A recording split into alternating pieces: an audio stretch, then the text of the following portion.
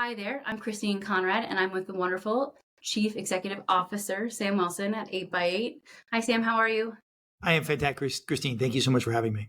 Yeah, thank you for your time. You are super busy, and I don't want to speak for you, so I would love for you to tell just the viewers, what do you do? What do you do? And I've got some other great Yeah, of questions course. and questions to ask you. All right, so I'm the chief executive officer of a company called 8x8. We trade on the NASDAQ. EGHT is our stock symbol. We're a business communications company. We've our paths have crossed in the past.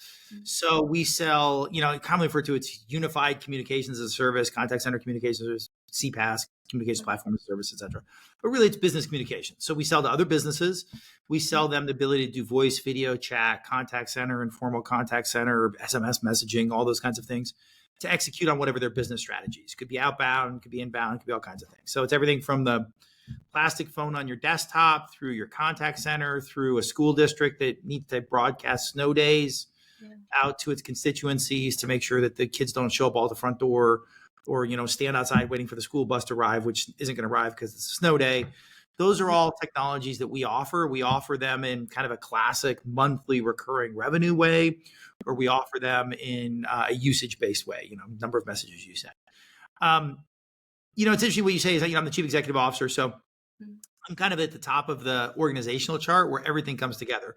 So like any traditional business, we're functionally driven. We have a sales organization, a marketing organization, a product organization, a legal department, HR, et cetera. And those all come together to me. I view my job fundamentally as 4 or 5 things. Get the right people in the bus and get them in the right seat. So, my number one responsibility is we're a software company. So, 70% of our costs are people, and make sure we get the right teams, right leaders, right situation, et cetera. Make sure that we have the right org structure for success. So, I sometimes move people around or move groups around depending on what the latest priorities of the company are. After that, I really focus a lot on what is the plan, the vision of where the company wants to go. And what I try to really avoid is an outcome-based plan. I see it's a failing that many CEOs do, is to say, we want to have a $30 stock. Well, that's really an outcome. A $30 stock is an outcome of a certain revenue level, which is really driven by the fact that how many sales reps do you have? What countries are you in? What products do you sell? Those kinds of things. So I try to really model the vision around where we're going. So I've really transformed the company 8x8. We'll probably talk about it, from how it used to operate to how it operates today, around where we think that vision takes us over the next 3 to 5 years. And the last thing I do is I allocate capital. So I take that vision, I take those people, and then I decide who gets what money. And as a CEO, you can really do, I think, 5 things with money. You can pay back debt, buy back stock, do M&A, hoard it, or spend it. And so I decide, the CFO and I get together every quarter and decide who gets what in terms of those prioritizations around doing those things. And then lastly, I remove roadblocks. I spend a lot of time on the road traveling or meeting with customers and partners and understanding what's happening so I can fine tune the vision, or just remove roadblocks inside my organization. Hey, whoa, time out. You're sort of going in this direction, but really the plan was to go in this direction. And let's everybody work together. So before I ask you the next question, I found out fun facts about you, not even like through conversation and us working together. I didn't realize that you came from Wall Street, or you worked on Wall Street.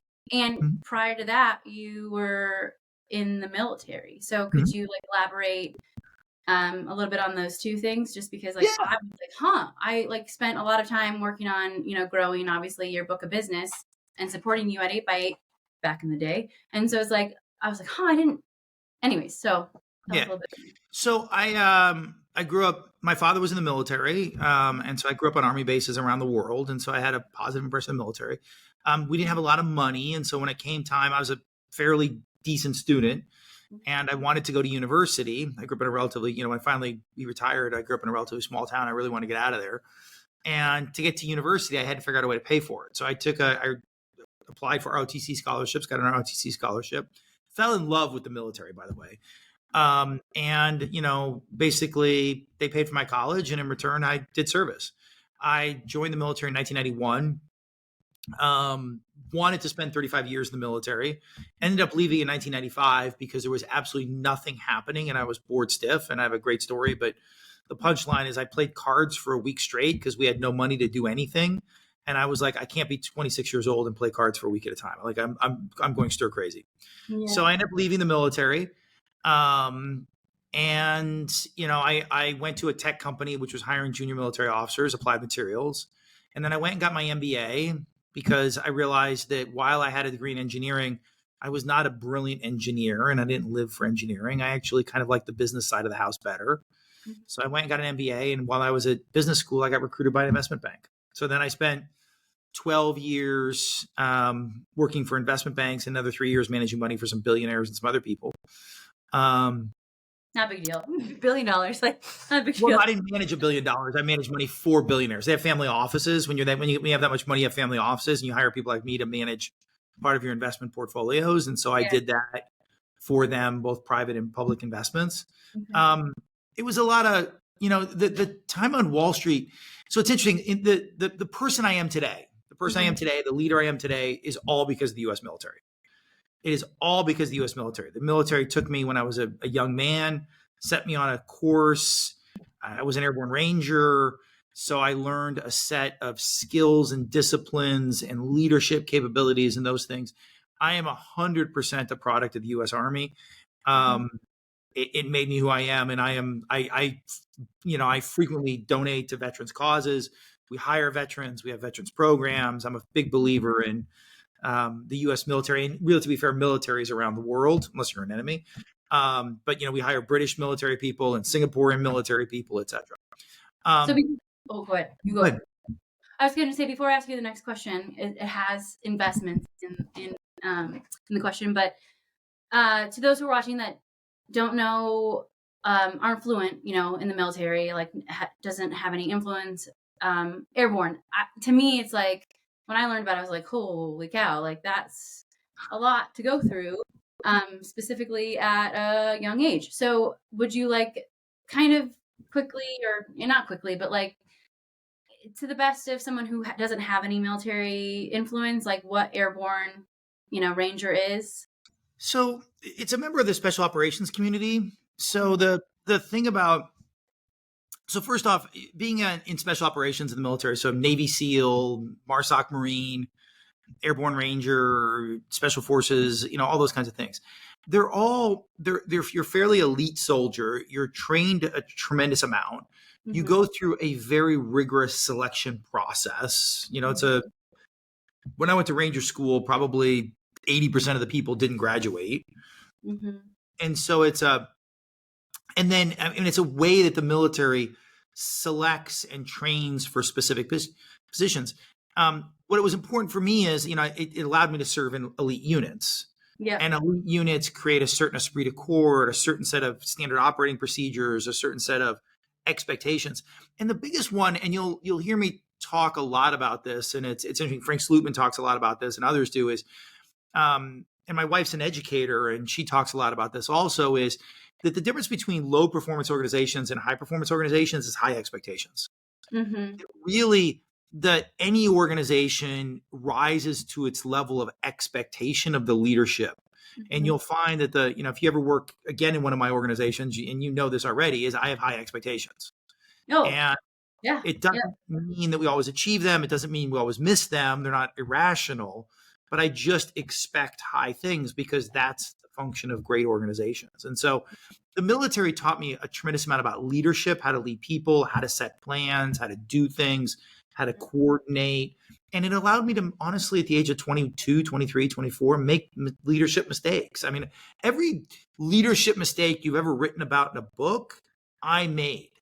The difference was it was in an organization that understood that as a junior military officer, the system was designed so that you could make mistakes. There was constant feedback, training, mentorship, etc. I mean, we had this thing every month, Officer Professional Development, OPD. All the officers in the 11th ACR would get together, and we would do officer professional development, and we would professionally improve ourselves every month. And those types of things. And so it it's one of the things I think it's fundamentally missing in the civilian world. In the civilian world, we have this kind of deep end mentality. We take an individual, we hire them for a job, we throw them in the deep end, and we go, "Why can't you swim faster? Why can't you do this?" And it's even at 8x8, it's one of the things I'm changing. We have a Pathfinder program, we call it. So we hire individuals early in their career. We put them through a 13-week training program to Yeah. make them junior sales reps. And if you look at all great tech companies, Salesforce, Microsoft, Cisco, etc., they don't hire sales reps. They hire people and make them great sales reps.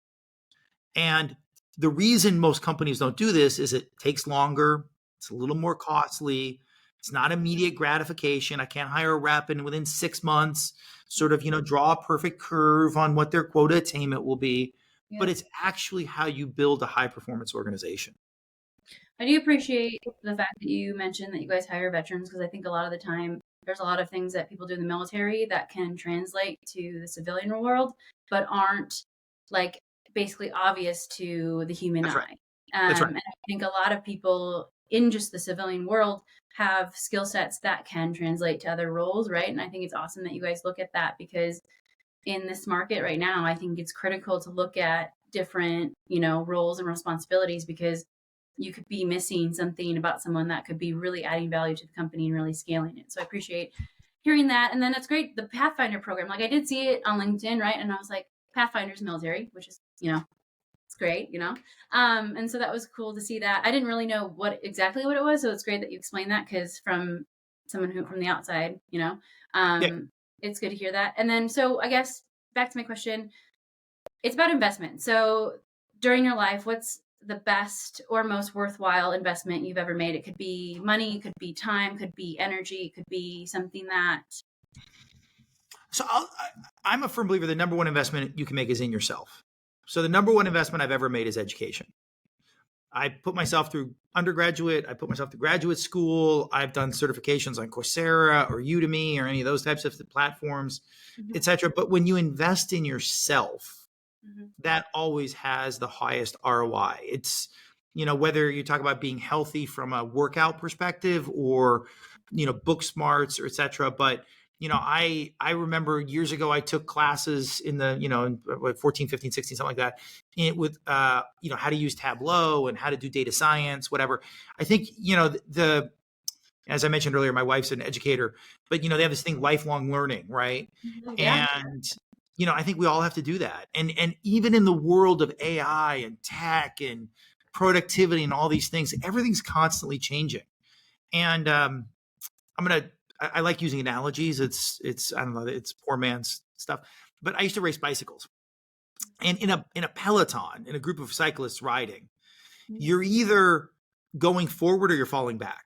The peloton's this constantly moving thing, and it was one of those life lessons I learned was if you're in the center of the peloton, what ends up happening is the everyone's blocking your wind. You barely have to pedal. You just get kind of pulled along, but slowly you're moving back because people are coming around the outside and going to the front, and you can't. You're blocked in. And so eventually what happens is about, 5-10 minutes later, you get ejected out the back Yeah. because people have gone in front of you. And to me, that's about education. You like, I read a huge amount. I read business books. I read for pleasure, but I read a lot of business books. I read a lot of technology books. I Yeah. read a lot of magazine articles. But that to me is that investment in myself Mhm. to keep being that great leader, keep being that great person who understands our industry and where it's going Yeah. and understand what's happening around the world around me. So I'm just going to piggyback off of that. So, what is the book or books you give most as a gift and why? I give I give these three right here. It's funny. I'm on my desk. I give Make Your Bed by William McRaven, which I could talk about, The Outsiders by William Thorndike, and Culture Code by Daniel Coyle. All of these are required reading by every one of my senior executives. So if you ever become the vice president of my company, you get these sent to you. I require that you read them and look at them and understand them. Make Your Bed is, William McRaven's a former head of JSOC and a Navy SEAL, but it's a lot about how you live your life and how you lead human beings and how the world works. There's a particularly important chapter in here, chapter 5, the circus, which I always talk to sales reps about. Um, Daniel Coyle is the culture code is because it's about leading people, and the Outsiders is about how you run a business in sort of a modern time period. So you mentioned Navy SEAL. That gentleman that you mentioned in the first book, didn't he have this like really famous speech, graduation speech? I feel like he Yeah, did. Texas A&M. So he had Yeah, it, and there's then like he yeah. turned Mhm. it into that book. So that was he's got a couple more books, which all of which I've read. Yeah. Um, so the story I like to tell is, and I make when I hand the William McCraven book out, Make Your Bed, and I've had the opportunity to meet him. He's a fantastic gentleman. Um, chapter 5 is about the circus. So I'll tell a quick story because it's important for your audience. Mhm. So one of the things that I've done, and this is the military training in action as a CEO, Mhm. is if you miss quota and you're a sales rep, you have mandatory training. You have mandatory training that you have to attend, and we publish in advance. But Mhm. I don't care if you have PTO.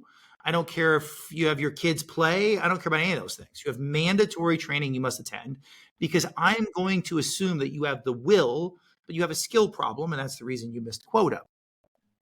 And what's interesting is in the book he talks about BUDS, Basic Underwater Demolition Course, which is the one of the SEAL courses that you take.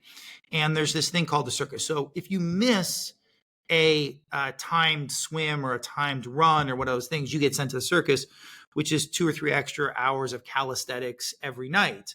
And that further breaks you down. So notice that in SEAL training, they're not throwing you out.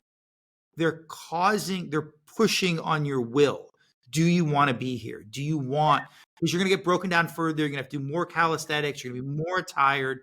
You have to reach deeper. You have to really get that grit factor to come up. And the punchline of the chapter is eventually everybody goes to the circus. And that to me is super important and that's why I created it for my sales reps, which is if you miss quota, you have mandatory training. We're going to make you a better sales rep. And what's interesting is we see in the year after, if you attend mandatory training in the quarters afterwards, we see a 20% improvement in quota attainment. Like it works. We're going to give you real skills. Yeah. We're not wasting your time. But the point is, we're going to assume, and I also think it's interesting, the people that refuse to go and quit. Because to me, that's the reason you were missing quota to begin with. The reason you were missing quota to begin with is because you really didn't have the will to be a Yeah. sales rep. Yeah. No, totally. So I guess with that, like with those 3 books, right? If you could have a billboard anywhere for millions and billions of people to see, what message would you put on it? It could be like a quote, could be a few words, could be anything that you want. But what would you put on it? What would I put on it? That's a good question. I should have thought of that one ahead of time. I can come back to it. I mean, we can, if you want to think about it. I don't know. I think about it. It'd be a quote around, Theodore Roosevelt around the grand journey. When I worked at the 11th ACR, our motto was "Alon," which means in French, "Let's go." Mhm. But it'd be something on the, in Rangers, it's Rangers lead the way.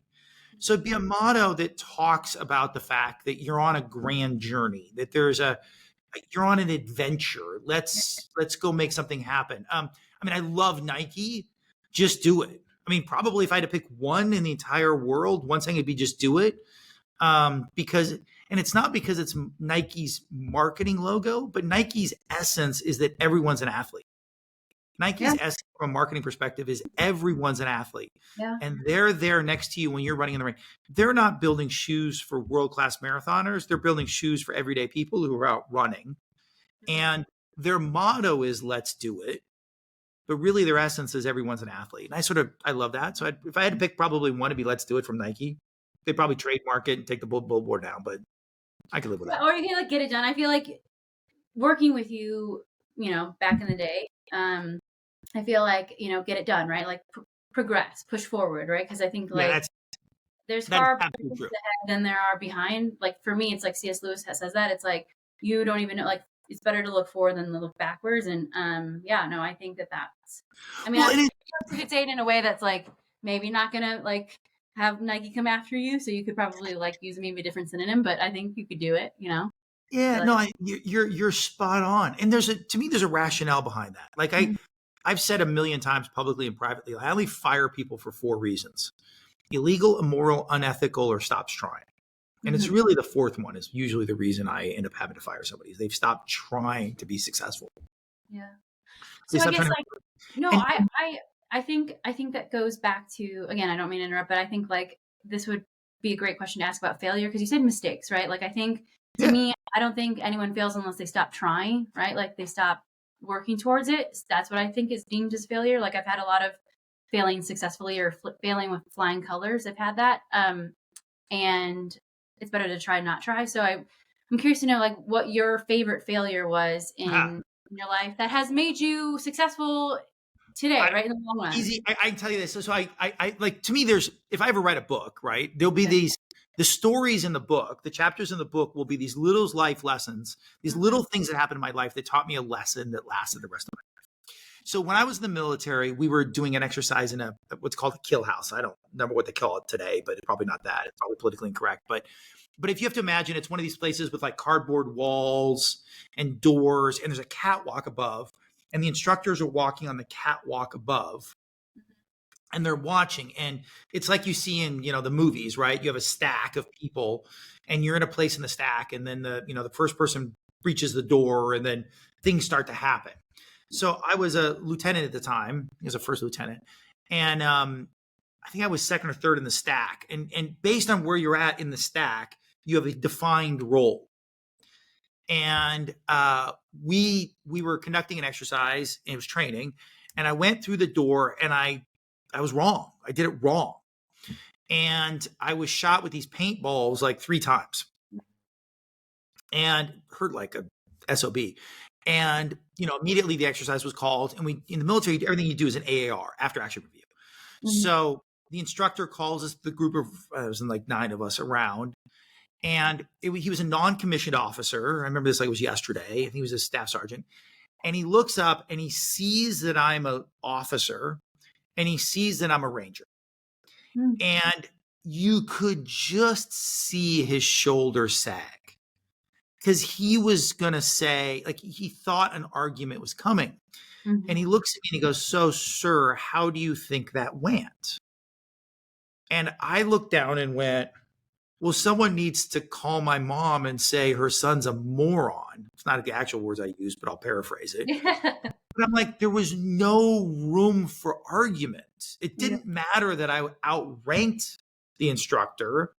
The, Mhm. the proof was in the pudding. Like I was dead. I was shot 3 times with Mhm. these paintballs. And the look in his face was, "We're not going to argue about this." And he goes, "Okay, why?" And why did you do it wrong? Mhm. And I said, "Because I was in the stack and I lost situational awareness because I was thinking like an officer. I was thinking, okay, well, like what's happening? Where's everybody going? What's everybody doing?"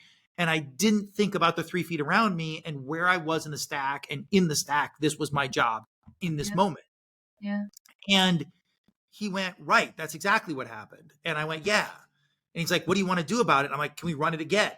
Exactly the same. Can I get it right this time?" And Mhm. he's like, "Yeah, of course." And off we went. And that Mhm. is a life lesson in failure. Nobody, and this is why I went back to the early thing, I never fire anybody for making a mistake. I've made hundreds of mistakes as a CEO. I made hundreds of mistakes as a CFO.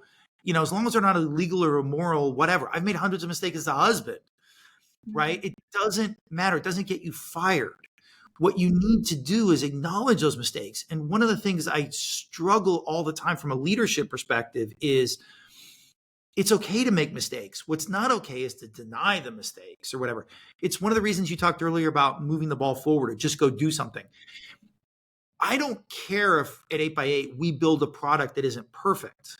What I want to know is go give that product to customers, go give that customer, put it in beta and get the feedback. As a matter of fact, I assume on day one that Mhm. we have not built the correct product, that we have Mhm. missed something, we have done something wrong. And the reason I'm always pushing forward is go get that information, move the ball forward, take that step because in taking the step you learn more. Oh yeah. and Mhm. and that's and so the failure is don't like and I spend a lot of time, it's one of the shittiest part of being CEO is sitting in a meeting and you know the person presenting to you has screwed up, but they're trying to deny it. It's sunspots, it's the marketing department's fault, it's Yeah. customer support's fault, it's everyone else's fault but their own. And as CEO, you have to be like, okay, watch this. Right, here we go. I'm going to drill into you. I'm going to drill into you in this public setting, and I hate doing it. I'm going to drill into you until you acknowledge to the Yeah. team that a Yeah. mistake was made. And then I'm going to get to the whole point of this. The whole point I'm going to get to is go, okay, we're not firing you. I'm going to hug you. It's a safe space. Now, what are we going to do different? How do we? And the reason being is if you made that mistake and you tell everybody this is the mistake I made, then you'll save 50 people from making the same mistake. Yeah, I think like a part of success is owning responsibility, right? Whether it's good, bad, like great, Hallelujah. whatever. Like I think for me, it's like, ooh, that didn't feel good. Like, it's almost like understanding that, like, okay, even if you were successful, being like, okay, this was great. What did I do? How can I move forward and take responsibility for the good? And then what could I? So yeah, it's constantly reflecting on like any like kind of behavior action you take is like you need to understand, be self aware, right? Emotional intelligence, be self aware, understand, read the room. I do think a lot of the times, I think like that too, especially like on expert panels or when I see presentations of other products, right? Specifically like AI products, to me, and being in marketing, there's ways that you can influence people and drive people to have certain behaviors. And it's like, I see what they're doing, right? And so it's like, I have to keep quiet at first because it's like, it's not my turn. They didn't ask for my opinion. But at the same time, it's like you want the best for people, but also like you have to let them, you know, Absolutely. perform. And Ab- then and then after do that. Um, Absolutely. Yeah. So, well, I guess like from, 8x8, like again, 8x8 has come a long way. When obviously when I worked for you, even before, not work for you, worked alongside you, right? Because I Mhm. was in marketing. But even like when it started out as like a chip phone company, right? I think like businesses evolve, brands evolved, and you guys are doing a lot of cool stuff. And I think from a go to market perspective, there's a lot of cool things you're doing. And I think it's great that you're like doing the videos and all that stuff. I guess what's one thing that you can say, right? That's not, it's on the roadmap for everyone, that you're cooking up behind the scenes right now that you're like really excited about. Well, okay, so when I took over 8 by 8 it's a company that it disappointed in its recent past. Mm-hmm. To me, the number one thing is that as a software company, you have to be judged by your software. So the Mm-hmm. number one thing we're working on is innovation, is bringing out new products and new capabilities that solve specific business problems. And last year when we launched our intelligent customer assistant, an AI based both digital and chatbot, that was Mm-hmm. the biggest product release of the year. This year, it will be our organizational engagement program. So it'll be a product that specifically focuses on the the informal contact center. Mm-hmm. So you're looking at places inside the organization where you have individuals, their job would benefit from having contact center like features and functionality, but their job title isn't agent. So think the billing department or nurses on call or field service workers or any of those types of positions, where you would benefit from having queuing and QMSA or so quality management, Mm-hmm. um, bots, all those capabilities. Mm-hmm. IT help desk. IT help desk, easy example, everyone understand, right? You have a Mm-hmm. problem, you call, you Yeah. want press one for Windows, press two for Mac, press three for server, press four for something else, press whatever. And then you want it to queue and back up and all those things. That's a great example, but you don't need a full contact center. And the person sitting there isn't, staring at their screen waiting for the next case to come in. Mm-hmm. They're probably mobile, so it needs to be a mobile solution and those kinds of things. Super excited about that because to me, it's a new product line for us. Mm-hmm. So the analogy I frequently use is think SUV, right? So before there was sedans and pickup trucks, and someone Right. came along and created the SUV, and it wasn't a pickup truck and it wasn't a sedan. It was a new type of car. So this is, Crossover, or I don't know what yeah, it comes cross. crossover, however you want to think about it, right? But it's its own category. Mm-hmm. And so that's so we're UC, CC, CPAS, Yeah. And now we'll have, and I think we're going to announce the product name here in a week or two once we finish all the legal reviews. But it'll be specifically this kind of crossover product between UC and CC, but same data, integrated to the same data platform, same integrations work, bots work, all those kinds of things work. That's what I'm absolutely most excited about, is the fact that we continue to focus on mixing and matching, solving specific customer problems. The number one orientation I want 8x8 to have is that we intentionally engineer products to solve our customers' problems. We're not building software. We're not doing this. We're intentionally engineering solutions to solve their problems. Our customers are the center of our universe. Doesn't mean we're always perfect. We make mistakes too, but we're continually to evolve. That is our North Star. Solve our customers' problems, and they'll take care of us. So I always like to preface it like, this is not sponsors, what I'm saying, right? Like, this is like, I don't work for 8x8, I don't work for other competitors.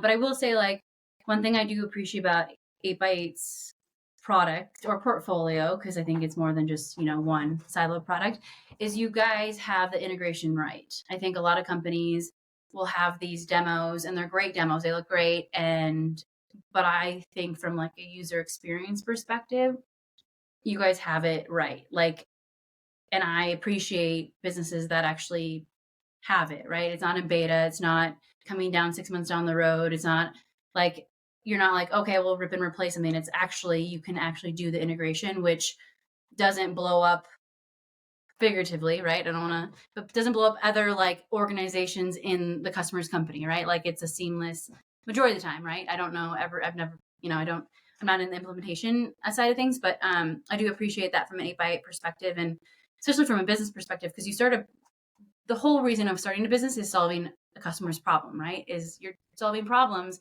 And this is what happens. And it, like, again, this is like personal problem, which, I'll get through it, but it like makes me pull my hair out when I like hear people overcomplicate things, when it's like, you just, to simplify it, you're solving a customer's problem. Like, the complications will get when things grow. They'll get there. It's like, address the problem, solve it, right, the best of your ability, and improve it, obviously over time, because every customer wants to grow, right? Customer wants to gain more market share. So I will say that's I think 8x8, you've like, from where it started in what, like 88 or 8, I don't know, in the 80s to what it is now, it's like you guys really like figured out on that end. But I guess, kind of to ask you a couple, like, two more questions about you. What's one thing that people generally are surprised to find out about you? So it's the things I know nothing about. So first off, I know nothing about U.S. football. Like, we just had the Super Bowl, and I watched about some total of about 14 seconds of it. Yeah. So I've never seen Game of Thrones. I have no idea what it is or how it works or anything about it. Something about a dragon or something. I'm like, I don't actually, we don't have TV in the house. I read.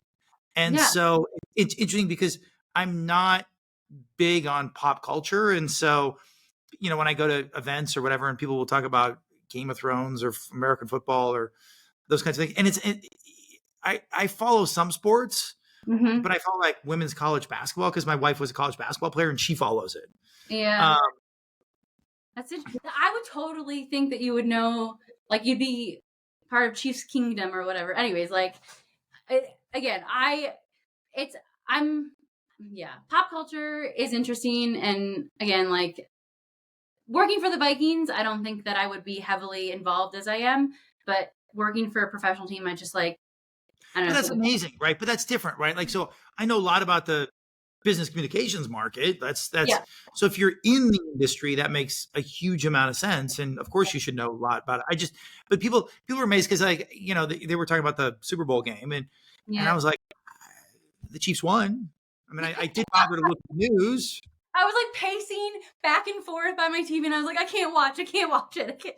I like Brock Purdy. So he went to Iowa. So that's why I like Midwest. Like, it's just nothing against Taylor Swift's boyfriend, but I just, I just wanted, anyways. But not to go down that rabbit hole of, debate, Yeah, but don't make Swifties upset. it's Taylor Swift's boyfriend. um, okay, Turn it last off. last question. What do you have an unusual habit? Like what's one unusual habit that people don't know? Like do you have a like that you like to share, or like a So the one thing I'll tell you is like I don't know if this was the military or before then, but I Mhm, usually get up at 5 a.m. every morning. So I'm an early to bed, early to rise, makes a man healthy, wealthy, and wise person. And usually mhm, the first thing I do is work out in the morning. I try to do something every morning. I mhm. I find that I think people are better human beings if they get a little bit of physical activity every day. Yeah. So Yeah. take the dog for a walk, ride on a stationary Peloton, whatever the case may be, but just move a little bit. We're human beings. We're sort of built to move. And Mhm, I just think that so my habit is I try to every day get a little bit, I track I try to get 10,000 steps in every day if that's what I'm doing and whatever, something. mhm.